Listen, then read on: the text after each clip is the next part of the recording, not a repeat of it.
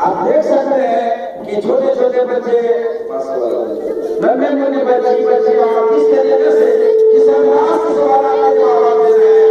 तो आपको ऐसे पढ़ाने का मौका मिलेगा, अब आप आएंगे तो सुनने से खातिर हो जाएगा।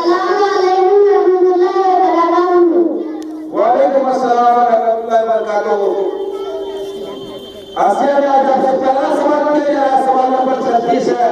हज़रत मोहम्मद मुस्तफा सल्लल्लाहु अलैहि वसल्लम ने मदीना पहुंचने के बाद किसके घर पर क़याम फरमाया? जवाब हज़रत अबू अय्यूब अंसारी रज़ियल्लाहु अन्हु के घर पे क़याम फरमाया। माशाअल्लाह, बहुत अच्छे तरीके से आपने जवाब दिया। अगला सवाल आपसे किया जा रहा है, सवाल नंबर चल रहा है। कुरान मजीद हज़रत मोहम्मद मुस्तफा सल्लल्लाहु अलैहि वसल्लम पर एक मरतबा बोला या दो बोला? जवाब थोड़ा थोड़ा कभी एक आया, कभी दूसरा आया, कभी एक दूसरे जैसे कि लोगों की सूरत है।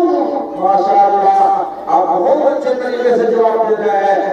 अगला सवाल आपसे किया जा रहा है, सवाल नंबर चल रहा है। हज़रत जिब्राइल अलैहिस्सलाम कौन है?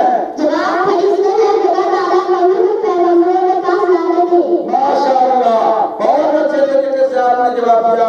अगला सवाल आपसे किया जा रहा है, सवाल नंबर 48 है।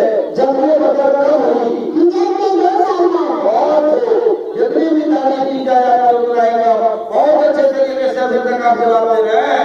अगला सवाल आपसे किया जा रहा है, सवाल नंबर 22। सबसे पहले पैगंबर कौन है? जवाब सबसे पहले पैगंबर हज़रत आदम अलैहिस्सलाम है। बहुत अच्छा, बहुत खूब। अभी तक आपने 4 सवाल आपने बेहतर तरीके से जवाब दिए हैं। अगला सवाल आपसे किया जा रहा है, सवाल नंबर 38। मदीना में सबसे पहले हज़रत मोहम्मद मुस्तफा सल्लल्लाहु अलैहि वसल्लम ने एक मस्जिद की तामीर करवाई, उस मस्जिद का क्या नाम है?